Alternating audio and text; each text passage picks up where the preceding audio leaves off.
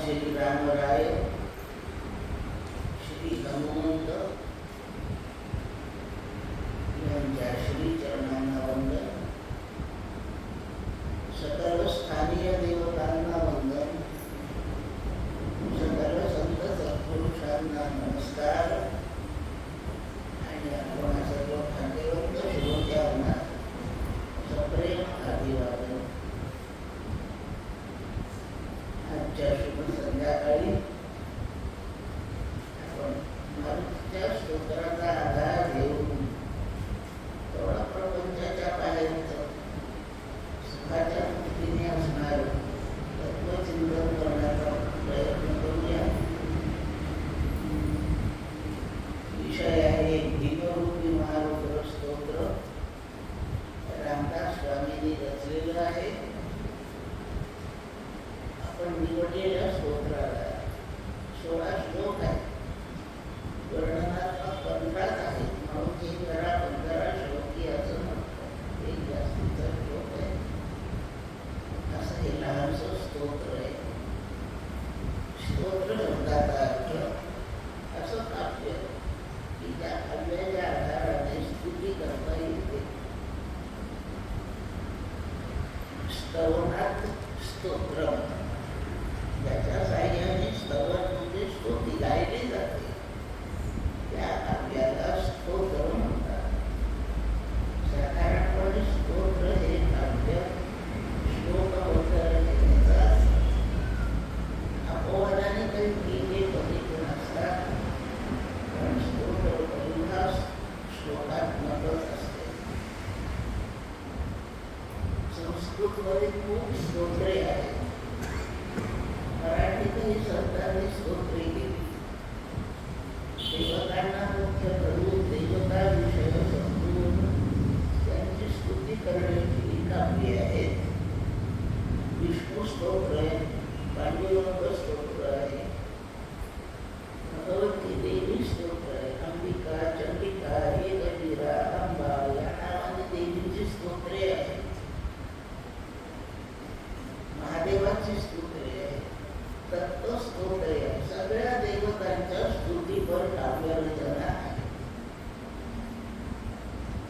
मारुतीचं स्तोत्र मारुती भक्त असणारे, मारुतीचाच अवतार असणारे सद्गुरू समर्थ रामदास स्वामी यांनी रचलं. पुष्कळ भीमरूपी स्तोत्रे. आपल्या पाठातलं स्तोत्र आपण जगाला निवडलं आहे. भीमरूपी महारुद्रा वज्र हनो माधव मारुती असं ते स्तोत्र आहे. सगळ्यांना पाठ आहे. आपण त्याचा पाठ आता म्हटला पण आहे, कारण 8 श्लोकापर्यंत आपण स्तोत्राचा विचार केला आहे. बघून पाहिजे.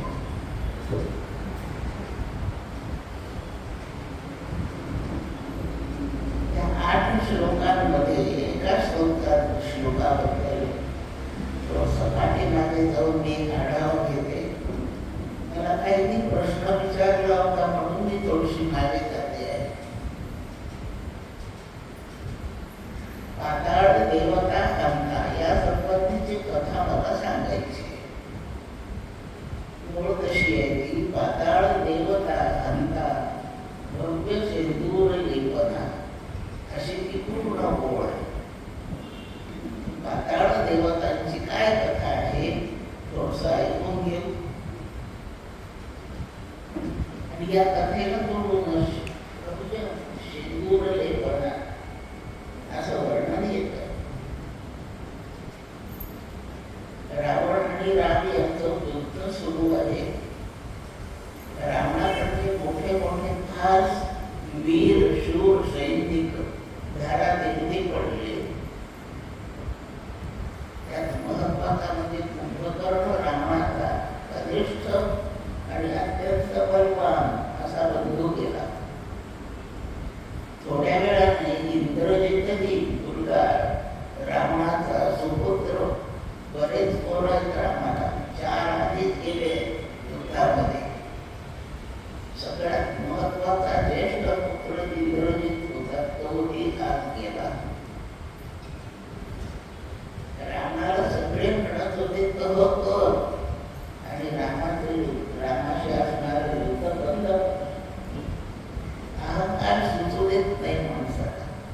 मी माघार घेणार नाही. आणि माझा आजही विश्वास आहे की राम मारणार आहे. पण इंद्रजित गेल्यावर रावणाचं धैर्य जरा खचलं आणि त्यांनी विचार केला, आता असा बलाढ्य वीर आपल्याजवळ कोणीच उरला नाही, काय करावं. रावणाचे काही नातं दैत्य फार ओळखीचे, नात्यापेक्षा ओळख आणि मित्रत्व अधिक महत्वाचं होतं. पाताळामध्ये राक्षस राहतात. रावणाचे ते नातं मित्र आणि अत्यंत शूरवीर. आपण साह्याला आता त्यांना बोलवू असं ठरलं. ते दोन शूरवीर जे पाताळात होते ते दोन सख्य भाऊ आहेत. एकाचं नाव काही आणि दुसऱ्याचं नाव मही. असे काही मही आणि तेही रावणात प्रकारातले असल्यामुळे आही रावण मही रावण असं त्यांना पूर्ण नामावी झालो. रावणाच्या मनात आठवण आली, आपण त्यांना बोलावू. या दैत्यांच्या जवळ आपल्या जवळच्या मोबाईलपेक्षा वेगाने निरोप पोहोचवण्याची सोय होती. त्याप्रमाणे आही महीला फोन लागला. अशी परिस्थिती झाली आहे. रामाची लढाई सुरू आहे. माझ्या तशी आता एखादा खंदावीर नाही, म्हणून तुम्ही माझ्या मदतीला यावं. राम देवपक्षाकडून लढतोय. सरशी दैत्य पक्षाची व्हायला पाहिजे. थोडासा दैत्य जातीबद्दलचा स्वाभिमान ठेवा. मी केलेली प्रार्थना स्वीकारा आणि तुम्ही दोघं ताबडतोब या. त्यांनी ठीक आहे सांगितलं, येतो म्हटलं. पाताळ लोक भूतलाच्या खाली आहे. त्या पाताळ लोकातून त्यांनी वर यायचंय. वर येण्याच्या प्रसिद्ध वाटा नव्हत्या आणि ज्या काही प्रसिद्ध वाटा होत्या या वाटेने आलो तर आम्हाला कळेल की रावणाच्या मदतीला दुसरं सैन्य आलं. हे कळून न देता काम करायचं. म्हणून आही आणि महीन निरोप मिळाल्याबरोबर पाताळापासून भूपृष्ठापर्यंत भुयार खोदून काढले. भराभर काम करण्याची यंत्रणा दैत्यांकडे उपलब्धच होती. दैवांपेक्षा ते अधिक प्रगत होते या बाबतीत. भुयार खोदून झालं कुठपर्यंत. रोज युद्ध थांबल्यावर रात्रीच्या वेळी राम ज्या ठिकाणी विश्रांती घ्यायला झोपायचे त्यांच्या त्या शयनपूर्वीपर्यंत बरोबर भुयार खोदून झालं. ठरल्याप्रमाणे रात्रीच्या वेळी हे झोपले म्हणजे त्यांच्या पलंगा खालूनच भुयार. त्यांच्या पलंगासकट त्यांना पलंगात नव्हते दिसत. ब्राह्मणा वनवासी म्हणून त्यांच्या त्या शय्येसह आपण त्यांना भुयारातून ओढून पाताळात घेऊ. ठरलं दोघे बंधू वर आले. दिवस ठरला कोणत्या दिवशी करायचं ते. त्या पाताळाच्या भुयारातून दोघे बंधू वर आले. राम छान झोपले. हनुमंत काय करीत होते. राम तिथे झोपले त्या जागेला शेपटीचा परपोट तयार करायचे आणि वर बसायचे देखरेखीसाठी. लक्ष्मण धनुष्यबाण घेऊन भोवती फिरत राहिला. लक्ष्मणाची फेरी तिकडे गेली आहे. हनुमंताचं लक्ष खाली नाही. असे क्षण निवडले आणि त्या दोघा बंधूंनी रामाची शय्या ओढून रामाला पाताळात ओढलं. तेवढ्यात लक्ष्मणाच्या लक्षात आलं आणि थोडं राम नाही गेले. हे पाहायला लक्ष्मण जो तिथे आला तर त्या राक्षसांनी पाय ओढून लक्ष्मणाला सुद्धा खाली घेतला. हनुमंत टेहळणी करता करता खाली पाहिलं तर राम नाही, बाजूला लक्ष्मण. आनंद झाला. देखरेखी त्याला मी बसलोय, वॉचमन म्हणून माझी नेमणूक नाही, चोऱ्या गाडी. वाईट वाटला हनुमंताला. तो परपोट त्यांनी गुंडाळून काढला, खाली उतरला. माझा परपोटाचा भेद करून तर रामा लक्ष्मणाला कोणी देऊ शकत नाही, वरून कोणी देणार नाही, वरून मी देखरेख करतो. आणि काही गडबड जर झाली तर माझ्या शेतीचं वेढोळ आणखी वर वाढतं, वाटेल तेवढं उंच. एवढ्या उंचीवरून कोणी त्याला पटका करू शकत नाही. काय गडबड झाली. हनुमंत खाली उतरले तर रामाच्या शय्येपाशी विवर दिसलं, भुयाराचं तोंड दिसलं. ताबडतोब निर्णय घेतला, या भुयाराच्या वाटेने यांना कोणीतरी पळवलं. आणि त्या पद्धतीने लक्ष्मणाने त्या विवरात प्रवेश केला. पुढे पुढे चालत गेला. मध्ये समुद्र लागला, एक महानदी, समुद्राला मिळणारी एवढी खाडीसारखी, समुद्र एवढी झालेली नदी, एवढी पार करायची. एवढी पार करून रामाला घेऊन गेले लोक. किती वेगाने गेले असतील, माझा वेग कमी तर नाही न पडत. समुद्र उतरला, खाडीमध्ये उतरला हनुमंत, पोहत चालला. फारच खोल पाणी, समुद्रातून पोहून नाही जाता येणार. काय करायचं. बरं, समुद्रातून गेल्यावर इकडे इकडे पसरलेला समुद्र, उजवीकडे जाऊ का पुढे जाऊ कळायला पत्ता नाही. एवढ्यामध्ये एक मोठा मत्स्य मासा समोर आला. तो हनुमंताशी लढायला लागला. तू कोण चाललाय आमचा रस्ता ओलांडून. त्यांचं बोलणं बिलणं झालं. तू कोण, तू कोण. भांडण्याच्या सुरामधून परिचयाच्या स्वरावर सगळे उतरले दोघं. त्यांनी एकमेकाचा परिचय केला. एवढ्यामध्ये त्या माशाची आई तिथे आली. माझ्या पोराशी कोण उज्जत घालतंय पाहायला. तिने मध्ये विचारून चौकशी केली आणि स्वतःचा पोराचा आणि हनुमंताचा परिचय एकमेकांशी झाला. तो मासा हनुमंताचा पुत्र निघाला आणि ती जी त्या पोराची आई आली होती ती हनुमंताची पत्नी ठरली. नवाला आहे का नाही सांगा. हनुमंत ब्रह्मचारी, हनुमंताला पत्नी आहे, हनुमंताला पोरगं झालं आहे. हे कसं शक्य आहे. माझी बदनामी करणं तर नाही ना चाललं. हे त्या दैत्यांचा डाव तर नाही ना काही.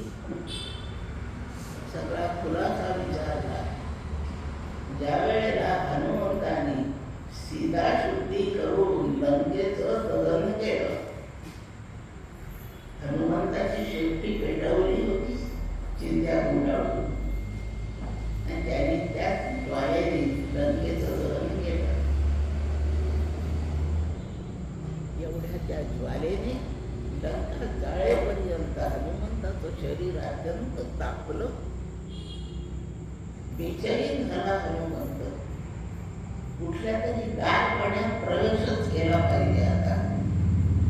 आणि असं जेव्हा त्यांनी केलं तर लंकेच्या भोवती समुद्र आहे. तोच पुढे पाताळापर्यंत समुद्राची खोली फार असते, लक्षात ठेवा. सगळ्यात खोल समुद्र म्हणजे महासागर अटलांटिक आहे. हिमालय उडतो त्याच्यात, इतका खोल आहे. विस्ताराने सर्वात मोठा महासागर पॅसिफिक आहे. हे फार मोठाने महासागर आहे. लंकेभोवतालचा हा अरबी समुद्र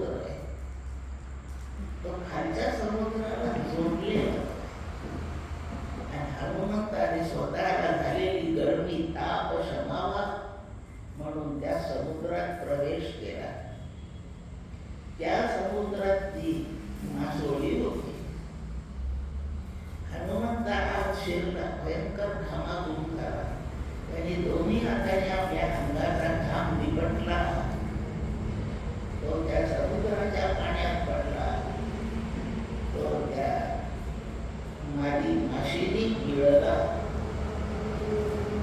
आणि मारुतीच्या घामापासून तिला जो गर्भ राहिला तो पुत्र आहे, हा हनुमानाचा पुत्र आहे. मग आपला पिताच आपल्याला भेटला, चौकशी केली कशासाठी आलात, असं झालं. तुम्ही राम कुठं गेले, कोणी नेलं पाहिलं का? पाहिलं, आमचा हाच मार्ग आहे, त्यांनी आम्हाला इथं ठेवलं आहे. पण आता तुम्हाला पिता आहे तर तुला खरं सांगतो, ते दुष्ट आहे.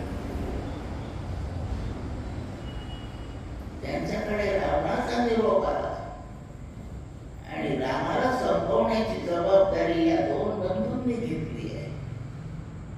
म्हणून ते रामाला घेऊन आले. या वाटेने पुढे जा, ते तुम्हाला दिसतील. त्यांना पुढे कुठं लपवलं मला इथून नाही सांगता आहे, पण या वाटेने त्या रावणांनी याला नेलं. हनुमंत पोराला धन्यवाद देऊन पुढे निघाले. पाहिलं मध्ये आणखी थोडीशी मोठी कथा आहे. आई माही रावणाची धर्मपत्नी, तिचं घर मध्ये लागलं. राम रावणाला उचलून दिलं. कुठं दिलं?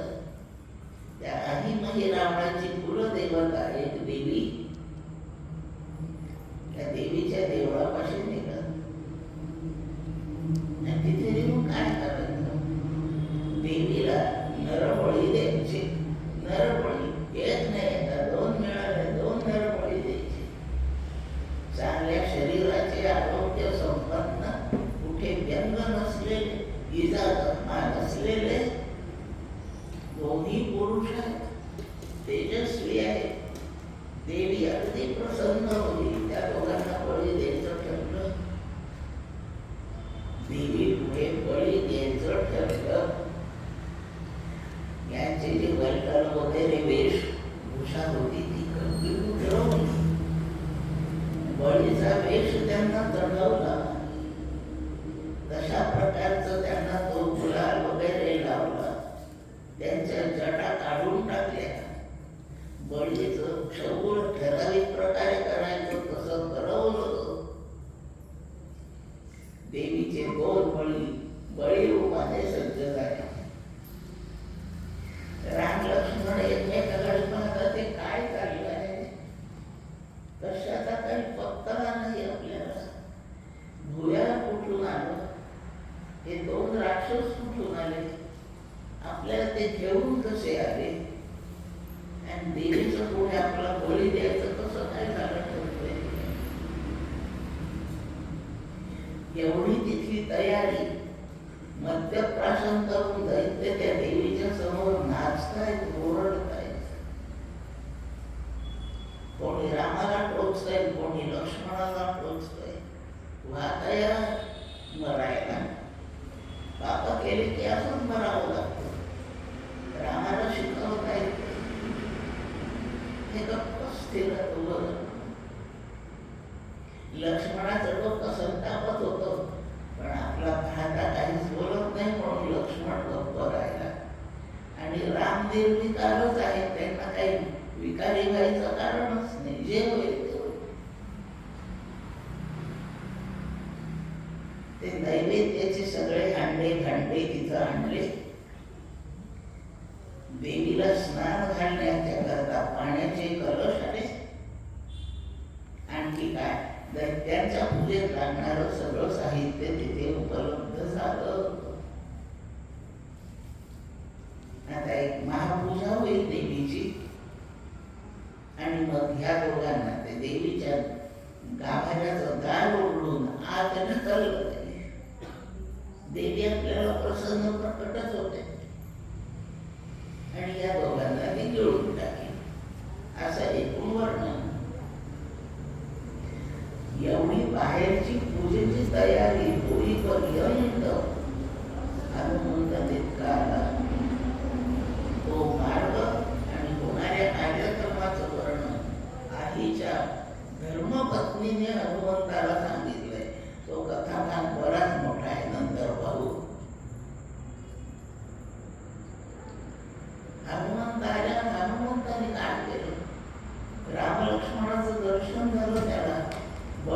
वेशात दिसले आपले स्वामी.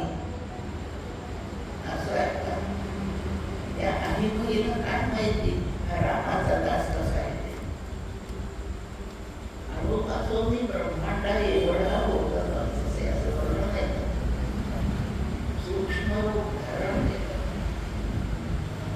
मंदिराच्या गाभाऱ्यात प्रवेश केला. तशाच सूक्ष्म रूपाने छपरापर्यंत वर चढले.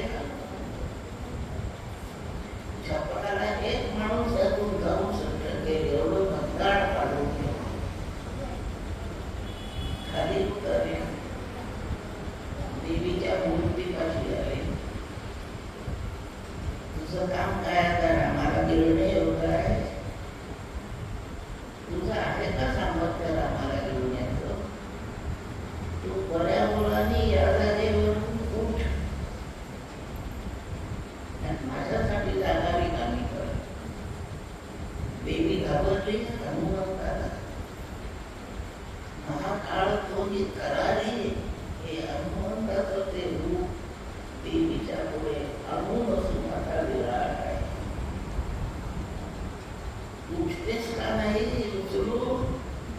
हनुमंताने देवीचं कुंकू उचलली आणि देवीचं स्नान झाल्यावर तीर्थ वाहण्याची जी वाट आहे त्या गंगाळामध्ये पोटामध्ये त्या देवीला कोंबून ठेवली. कोंबून का ठेवली? कारण आता ते रावण पूजा करतील त्याचं तीर्थ व्हायला ती वाट आहे. तीर्थ बाहेर जाऊ द्यायचं नाही. हनुमंताचा डाव आहे तो. तिला तिथे पोहोचून ठेवलं. तिला तिथे पोहोचून ठेवण्याच्या आधी तिच्या अंगावरचा सगळा शेंदूर काढून घेतला आणि स्वतःच्या सगळ्या अंगाला फासून घेतला. पाताळ देवता अंगात भव्य शेंदूर लेप एकाच ठिकाणी भेटत आहे. पाताळातले रावणच त्यांना म्हणतात. त्यांच्या देवीचा शेंदूर काढून घेतला, स्वतःच्या अंगाला पूर्ण फासून घेतला. हनुमंताने देवीचं रूप घेतलं. देवीच्या जागेवर बसले. यदा कदाचित दार कोणी उघडलं, देवी नाही असं कळवलं तर नाही होणार म्हणून शेंदूर लावून घेतला. देवीवर वाहिलेल्या काळावेळा घालून घेतल्या आणि आतून हनुमंत देवीच्या आवाजाने बोलताय. झाली का पूजेची तयारी? आई तुझ्या भक्तीने प्रसन्न मी प्रकट झाले. मोठं रूप धारण करून प्रकट तुझे देणार असणारे बळी मला गिळायचे. हे माझं रूप मोठं केलं. पूजेची तयारी करा झाली आणि करा सुरू. दैत्याकडे मंत्र सांगणारे पुरोहित असतात. मंत्र सुरू झाले, वाद्य सुरू झाले, पूजेचा प्रारंभ झाला. मला जेव्हा जलस्नान द्यावा दारुळ काय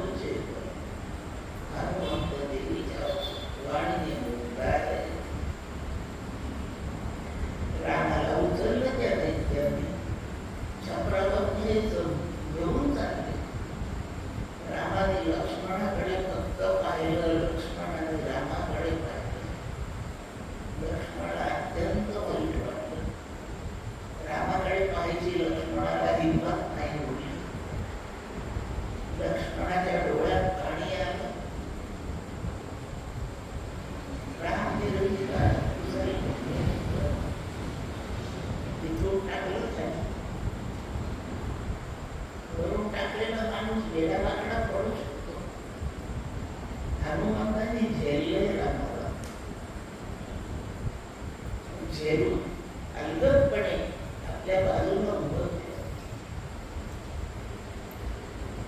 पाठोपाठ लक्ष्मणाला तसंच केलं. लक्ष्मणालाही झेललं, रामाच्या बाजूला उभं केलं. आणि देवी म्हणजे हनुमंत रामा, मी तुमचा बळी घ्यायसाठी एवढं रूप धारण केलं, राहिला तर माझा गबडा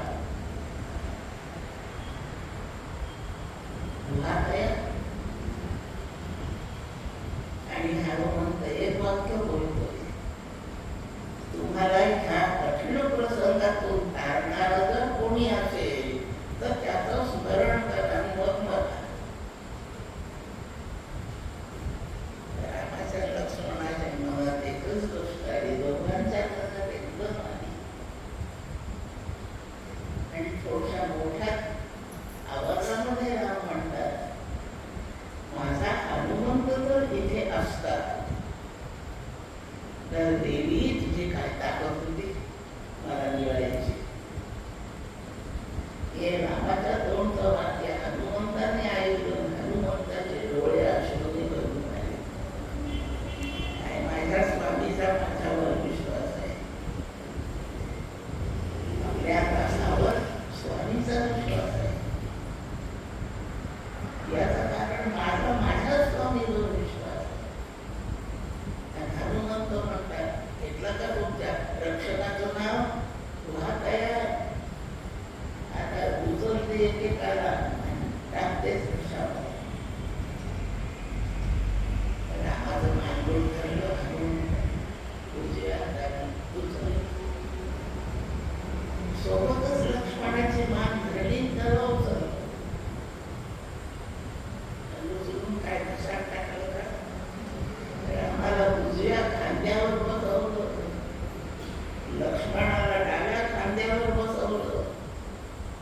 दोघांना घेऊन हनुमंताने उंच उडी मारली आणि त्या पोटातून बाहेर पडून वायुवेगाने हनुमंत दोघांना घेऊन बाहेर गेले.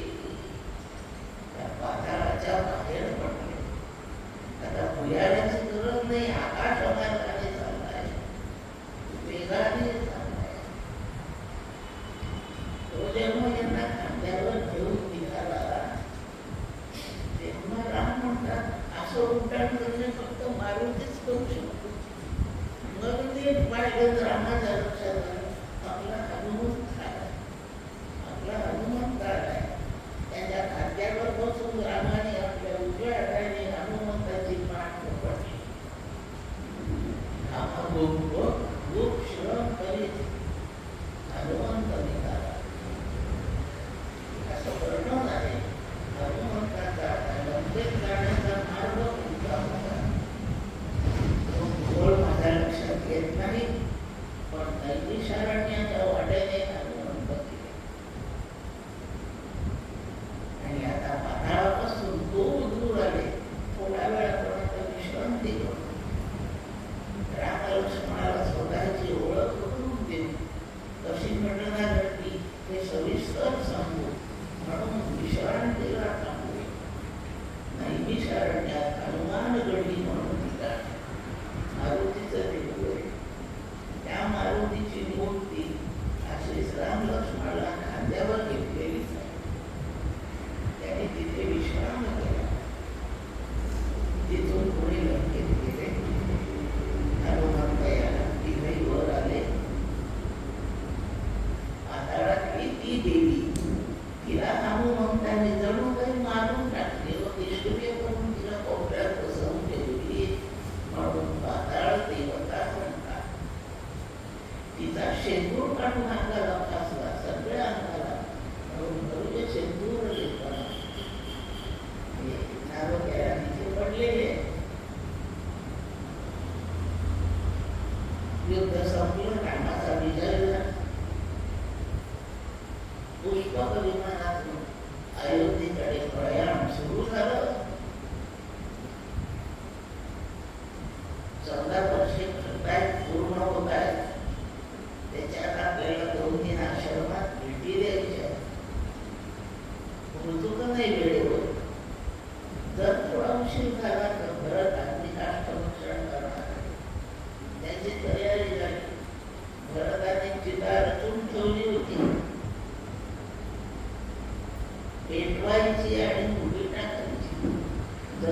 14 वर्ष पूर्ण होण्याच्या क्षणी रामदर्शन नाही झालं तर भरत संपणार म्हणून रामाने हनुमंताला म्हटले, विमानाच्या पेक्षा जास्त वेगाने तू तिथे जा आणि भरत काही कमी जास्त करण्याच्या आधी त्याला सांग राम येत आहे. हनुमंताने विमान काही क्षणात भरत नंदीग्रामात होता तिकडे तो आला. आकाशात हनुमान दिसला. रावणाच्या युद्धाची बातमी अयोध्येत पोहोचलेली. मायावी राक्षस हे कळलं होतं. आकाशातून येणाऱ्या हनुमंताला पाहून भरताला अशी शंका आली की रावणाचा कोणी एखादा हे दुष्ट राक्षस असताना येत तिकडे रामाला मारायचं, इकडे भरताला मारायचं, अयोध्येचं वाटोळं करायचं. त्याच्यासाठी या कोणी दुष्ट तर येत नाही ना. यांनी काही वाटोळं करण्याच्या पूर्वी आपण त्याला संपवू म्हणून भरताने शस्त्र फेकून मारलं. हनुमंताला वर होता इंद्राचा, तुला वज्रासारखं शस्त्र हे काही करू शकणार नाही. पण भरत रामभक्त आहे. रामभक्ताने केलेल्या गोष्टीचा आदर करणे हनुमंताचा धर्म आहे. म्हणून त्याने ते थोडंसं शस्त्र स्वतःला लागू दिलंय. थोडी जखम झाली हनुमंताखाली उतरली. एकमेकांचा परिचय झाला. कथा आपण माहीत असलेली आठवून घ्या. आणि मी माझ्या शस्त्राने हनुमंता तू माझा बंधू रे, तुला जखम केली हे बरं नाही झालं. माझ्यावर रागावू नको. तुझी जखम मी बरी करण्याचा प्रयत्न करतो. खंड्यामध्ये शेंदूर आणि तेल घालून आणलं बरं आहे आणि त्याच्या जखमी भागावर तो शेंदूर लावला. हनुमंताच्या अंगाला शेंदूर पडण्याचा आणखी एक प्रसंग आहे. सीताराम अयोध्येत आले. राज्याभिषेक झाला. सगळं व्यवस्थित सुरू झालं आणि सीतादेवी म्हणतात, वनवासात असताना अशी सागर संगीत शास्त्र पूजा मी रामाची करू नाही शकते. आता राज्यात छान पूजा मांडू आणि आता रोजच त्याची पूजा करायचं. सीतेने रामपूजेचा प्रारंभ केला. प्रातःकाळी स्नान करून पहिलं रामपूजा. रामाला छान वस्त्र अलंकार धारण करायला द्यायचे. सीता सगळा चौकातले शृंगार करून तयार व्हायची. पूजेची सगळी सामग्री सीतेच्या मंदिरात तयार असायची आणि सीतादेवीने येऊन पूजा करायची. स्नान करून आली. उंची वस्त्रे धारण केली. सगळे अलंकार अंगावर धारण केले आणि सीतादेवी आरशापुढे उभ्या राहिल्या. म्हणजे सीतेपासून बायका आरसे पाहतात ते कसे याप्रमाणे सीता उभं उभी आरशात पाहता पाहता खाली टेकलावर टेकलावर एक डबी आहे. तिने 2 बोटं डबीत घातली. चिमूटभर त्या हातात काही घेतलं तिने डबीवर. पुन्हा आरशाकडे पाहते. ती चिमूट तिने आपल्या अंगाशी घेतली. म्हणजे चिमणीत काय पकडलं होतं ते तिने अंगामध्ये टाकलं. त्या डबीत शेंदूर होता. महाराष्ट्रात पद्धत कमी आहे पण उत्तर प्रदेश, राजस्थान, हरियाणा इकडच्या भागामध्ये सौंदर्याची स्त्रिया अंगात शेंदूर होतात. थोडा तरी इतका लावतातच तो सौंदर्याचा शृंगार. याप्रमाणे सीतादेवीने ते केलं. एवढ्या घालून आपली आई अंगामध्ये काय टाकते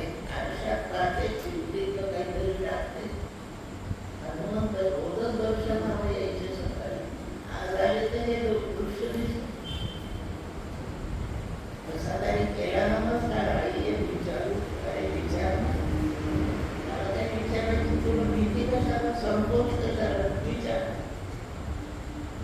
तुम्ही आता त्या डबीतून काही घेतलं हो घेतलं, ती चिमूट काही डोक्याला शिंदेली असं काहीतरी टाकलं डोक्यामध्ये. त्या डबीत काय होतं, चिमटीत काय घेतलं, डोक्यात काय घातलं, असं ते विचार. सीतादेवीने विचार केला तो सौभाग्याचा अलंकार आहे. या ब्रह्मचार्याला सौभाग्याला अलंकार काय करणार, तिला असं उत्तर तुम्ही जमणार नाही, त्याला पटेल असं उत्तर सीतादेवी दिले. अरे मी रोज माझ्या अंगामध्ये शेंदूर घालते. कशासाठी आई? शेंदूर मी माझ्या डोक्यात धरला म्हणजे मी रामाला प्रिय होते एक, आणि रामाचं आयुष्य वाढतं दोन. दोन गोष्टीसाठी मी अंगात शेंदूर भरते. आणि ह्याच भावनेने तिकडच्या सौभाग्यवती स्त्रिया डोक्यात शेंदूर भरतात. महाराष्ट्रामध्ये तो प्रघात नाही आला, पण तिकडे तो रोज चालतात. हनुमंतांनी एवढं ऐकलं, शेंदूर डोक्यात, चिमूटभर शेंदूर डोक्यात भरला की शेंदूर काढून घेणारा रामाला प्रिय होतो एक, आणि रामाचं आयुष्य वाढतं. दोन्ही गोष्टी मला पाहिजेत. सीतेच्या मंदिरातून निघाला, किराण्याच्या दुकानातून गेला समोर. भाऊ काय पाहिजे तुला? शेंदूर पाहिजे. त्यांनी एवढा डबा काढला, त्या डॅनची पुरी केली. एवढी नाही मला पुरत, दुसरा शेंदूर पाहिजे, गमेलभर पाहिजे. हनुमंतांनी इतका मोठा शेंदूर खरेदी केला. शेंदूर घेऊन राजवाड्याच्या जवळपास एका तुळशीच्या झाडावर जाऊन बसले. शेंदूर तेलात कालवला, सर्व अंगाला लावून घेतलं. एवढंच जागा रिकामी नाही. इतकं होईपर्यंत सीतेची पूजा सुरू झाली. सीता मंदिरामध्ये आहे, पूजा सुरू आहे. सीतेची दरवाजाकडे पाठ आहे, रामाचं तोंड दरवाजाकडे. तर त्या दरवाजातून एखादं लहान दूध कोणी शिरतंय असं रामाला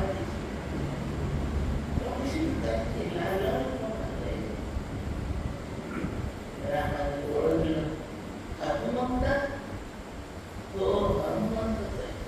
ते काय सोंग केलं? सोंग नाही केलं, ती माझी साधना आहे. अशी कोणती साधना, कोणत्या गुरुने तुला शिकवली? माझ्या आईने मला शिकवली. म्हणजे अंजली आईने नाही शिकवली, सीता आईने शिकवली आहे. काय शिकवलं? प्रभू काय सांगू? आईने काय सांगितलं? त्या दुधाला प्रिय होण्यासाठी, तुमचं आयुष्य वाढण्यासाठी एवढासा शेंदूर बघायला लावला. ज्यांच्यापेक्षा मला तुम्हाला जास्त प्रिय वाटतं, आणि त्यांना हवं त्यापेक्षा मला तुमचं आयुष्य जास्त वाटतं. तुमच्या क्षेत्राने जर इतकं होतं तर मी सर्वांना लावलंय. आता किती कळून हनुमंतांनी सर्वांना शेंदूर लावले. हा तिसरा प्रसंग आहे. शेंदूर हुशारच आहे ना, आणि त्या हुशारीला सोबत रामभक्तीची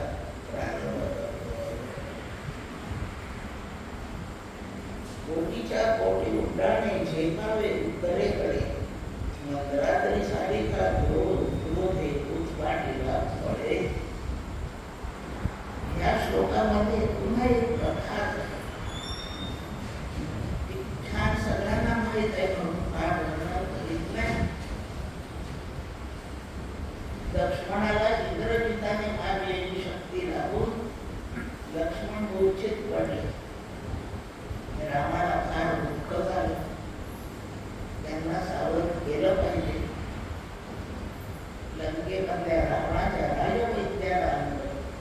तो कसा आला? बरं यायला काय झालं? हनुमंत त्याच्यावर येऊन येतो, त्या वैद्याला काय बिघडलंय? वेळ रात्रीची लक्षात ठेवा. शक्तीला कधी अजून गडाकडं चालू आहे. त्या वैद्याला फलंदाज करून उचलला हनुमंताने आणि लक्ष्मण पडलाय तिथे आणून ठेवलं. तो म्हणतो मला कोण घेऊन चाललं? बघतोच मी सांगतो नंतर. त्याला बोलू नाही दिलं, घेऊन आला. राहणारा म्हणतो स्वामी ते राजवैद्य यांना विचारा लक्ष्मणाची ऊर्जा कशी जाईल. आणि त्या वैद्याचं नाव सुषेण. त्या सुषेणाने सांगितलं फक्त संजीवन वनस्पती पाहिजे, याच्या रसाने हात सावध होणार, दुसरा औषध नाही. ही वनस्पती कुठे? हिमालयात. द्रोण नावाचा पर्वत आहे, फार मोठा हिमालयाचं ते शिखर, त्याच्यावरच फक्त ती वनस्पती होती. ती घेऊन घ्या. कशी ओळखायची? ती चमकते. त्या वनस्पतीची पाने चमकतात. सूर्योदयाच्या पूर्वीच ती वनस्पती औषधी गुण दाखवू शकते. त्याच्यात वनस्पती आली पाहिजे. तुम्हाला मी औषध सांगितलं, औषध मिळवण्याची व्यवस्था करा. मी सूर्योदयापर्यंत थांबेन, नाही तर निघून जाईन. रावणाचा वैद्य बोलला. रामाने हनुमंताकडे पाहिलं आणि मनाशी टाकलेले मागे गतीशी तुलना नसे. या ठिकाणी हनुमंत हिमालयात उत्तरेकडे किती अंतर चालावं लागलं त्याचं वर्णन आहे. कोटी उड्डाणी. कोटी म्हणजे अगदी 1, 2, 3, 4, 1 लाख, 10 लाख, 50 लाख, 100 लाख म्हणजे कोटी असं नाही बोलायचं. ते फार मोठं अंतर. तेवढाच त्याचा अर्थ आहे. किलोमध्ये प्रवास असते 50-60 हजार, पण तो मोजलेले नसतात 50,000 का 60,000. खूप मोठी संख्या.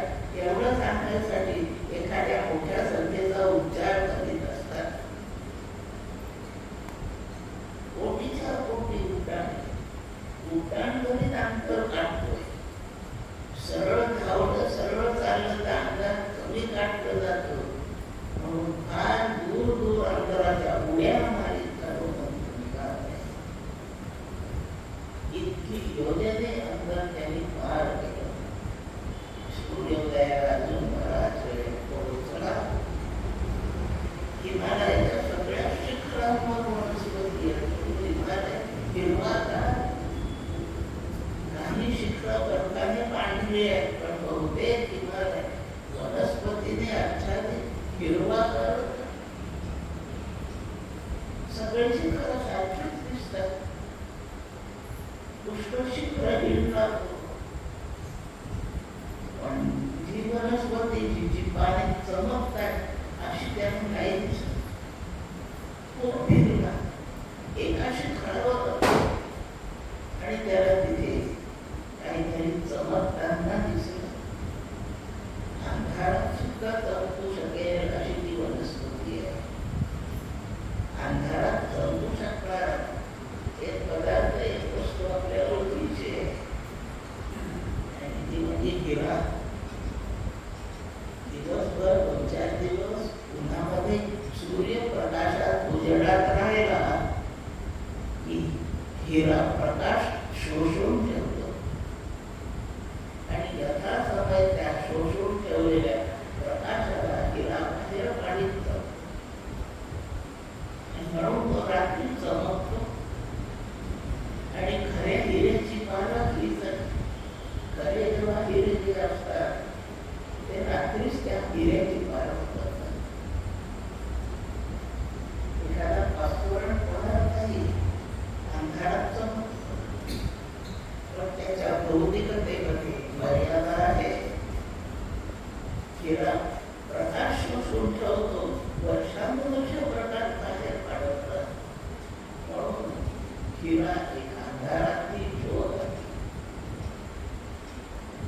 दुसरं जिवंत प्राण्यात काजवा